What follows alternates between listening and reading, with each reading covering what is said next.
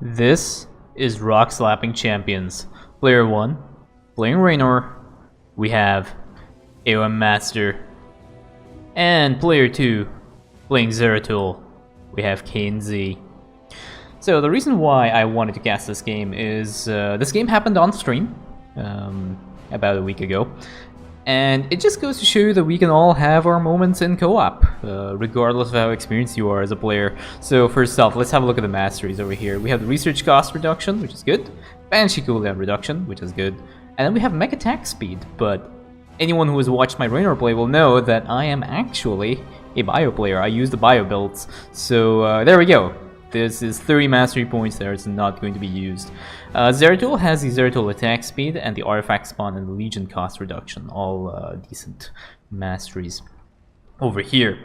Now, let's have a look at the production. Production is relatively normal right now, but as you can see, Raynor has decided to go for an early CC. On Rifts to Core Hall, the first attack wave spawns at around 2 minutes and 5 seconds and will usually hit your base, depending on the enemy race, at somewhere between 2 minutes and 35 seconds and 2 minutes and 55 seconds. And since we're up against Zerg, you're expecting that to be a little bit early in the game. So Raynor has gone for a command center, which is a very, very greedy build, and it can be severely punished if Zeratul is not there to take care of this attack wave, which Zeratul will not be able to. And then Raynor puts down another command center. So we have another command center, no defenses for Raynor, and another barracks now, and this attack wave is right at the doorstep, and there is going to be a lot of damage being dealt by these Zerglings. Zerglings get wrapped around on the CC, CC gets cancelled over here, SCV gets lost, and now the Zerglings start working away on this other command center. Funnily enough, they don't attack Zeratul, they just focus on Raynor right there. A command center gets caught on fire, and the SCVs are pulled now to start saving the command center, but the Zerglings start aggroing the SCVs. 12, 14, 15, 16, 18, 19, 20 SCVs go down. Command center gets lifted, and the Zeraya Legion comes up over there. Zerglings do get picked on over here. Command center gets landed down so that they aggro the command center, and the Zeraya Legion can kind of deal damage. And this command center is getting burnt down right now. 120 HP left on this command center, and SCV starts working its way back over here, and it gets targeted to save this command center over here. We have another command center here, and it is starting to make some SCVs here. So at the start of the game, 20 SCVs are lost, and that is almost you lose the game right now there. That is crippling damage on the economy. It's going to take a very long time for Raynor to actually get back into the driver's seat in this mission. So Zeratul is going to have to solo the rest of this mission, which is not really a very tall order for Zeratul. Zeratul is poking over here now, and he is ready to start attacking into this enemy base. He's starting to deal some of the damage here to these units. And now the next attack wave comes, and is going to start making its way towards the main. Zeratul is over here and is just dealing damage slowly. We have a bunch of Zerglings and a Baneling, and Zeratul gets most of the attack wave over here, but there is a few Zerglings that are left over here. Banshee Airstrike comes down to try and take out the Zerglings. It completely misses the Zerglings, but the Tesseract Monoliths over here are able to clean up that attack wave. Hyperion comes down now, and this Hyperion is going to be used to weaken this this enemy base over here. Again, we have a bunch of Zerglings and Banelings on this side. There is an Overseer over here, so they can very much aggro Zeratul and can kill him. But the Banshees are over here working their way on this void shard. Banelings starting to make their way up here, but these two Tesseract Monoliths are going to be more than enough to take out this this attack wave. Banshees take this void shard down, and now Zeratul is working his way and trying to clear this middle base here.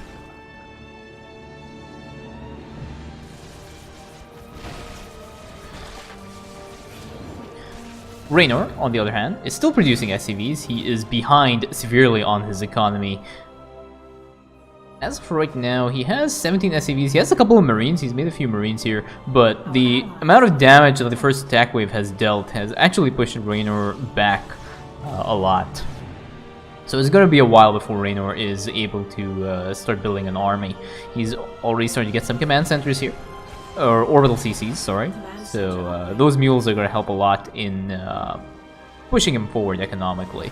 Zeratul does get hit by the Void Shard AoE disabling effect, but that is okay.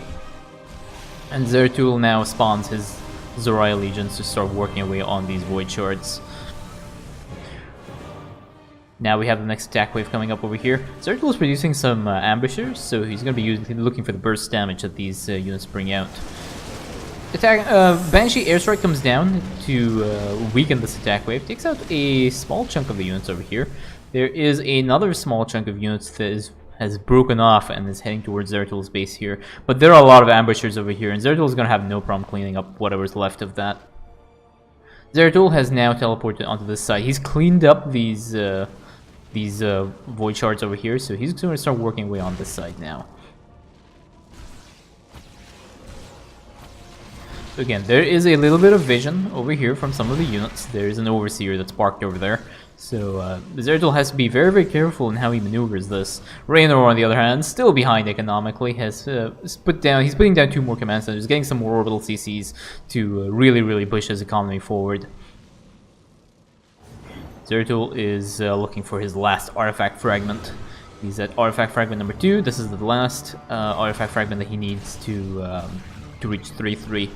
So Zeratul is working his way over here.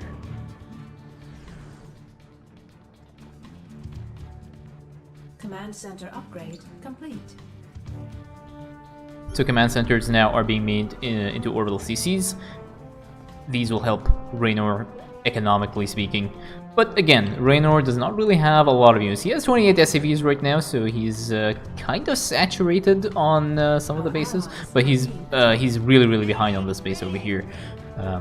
He needs a lot more SCVs to build up. And as you can see, economically speaking, he has enough gas. He's taken up a lot of gas over here, so he has SCVs that are mining off his gases, but he doesn't have anything to spend his gases on, which is another mistake I made during that game.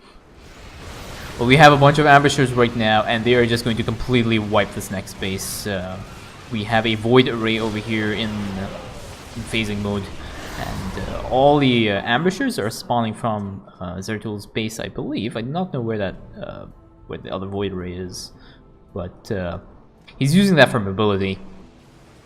Banshee Airstrike as well comes up to help Zeratul. And now we have another attack wave that is coming up over here, so there's the other Void Array. I was looking for that. So, the next attack wave starts coming up over here, and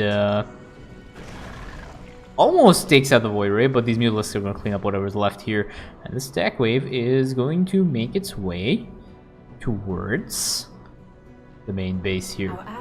There is a Hyperion though call down, so the Hyperion can be used to deal with it, and down comes the Hyperion. And that'll be able to clean up whatever's left here. We have a bunch of Tesseract monoliths over here which can help stun the attack wave. So this goes down right now. And Scan comes down to clear up whatever's left of the Swarm Hosts. Swarm Hosts are... they do burrow, so it does cause a problem. And now whatever's left of the Hyperion can just be thrown away right now, so it's best to use it for DPSing and weakening enemy defenses, which is what's being used over here. A bunch of point defense drones come down, Yamato cannon goes down as well. It's basically used to just weaken whatever's in the front of the base over here. The front of the bases are usually much more well defended because you're kind of expected to push up on through the ramps. Ambushers over here are basically just deleted the pirate ship because they have an insane amount of burst damage when they use their blink ability. Zeratul has no problems dealing with that. We have another Void Array over here, and Zeratul is using these Void Arrays for mobility and to be able to move around the map and deal with the pirate ship here. Something was cleared up over there. I'm not really sure what that was. I think it might have been another random stray Void Array. I'm not really sure what was that. Now Zeratul is going to start working over here, and you'll see the amount of damage that these stalkers can do in just one blink. So one blink there, and the pirate ship is already down to 65%, I would say. Zeratul is going to eat a meat of this, but he's able to actually blink away from that damage over there. And ambushers blink away, and the pirate ship is gone. Next attack wave starts spawning over here. Zeratul has looked at this spot, and I think he's going to move his Void Ray into position here. But this attack wave is making its way towards the base, and I believe Zeratul is uninterested in dealing with this attack wave. This attack wave is now starting to work its way towards my base. And I am flowing a lot of minerals right now, completely tilted from the first phases of the game. Failings come down, the command center gets lifted. Scourge do not aggro the command center, but there's a bunch of Vipers and a bunch of Marines try and save this command center, but the Mulisks are aggro too there. Banshee airstrike comes down, and the attack wave has already taken out the 2 refineries, and there is this command center is roughly at about 65% HP, and it's going to go and get aggroed by a bunch of Vipers and a bunch of Mulisks. Banshee airstrike, basically useless, because there is an Overseer over there, and the Vipers take out that. Zeratul is on the other side of the map. Command center goes down, and we have a bunch of barracks over here with a bunch of Marines, but they are not going to be sufficient enough to deal damage and take out this attack wave. We have a total loss of 22 SCVs so far, 29 Marines, 13 Banshee airstrikes, and 1 orbital CC.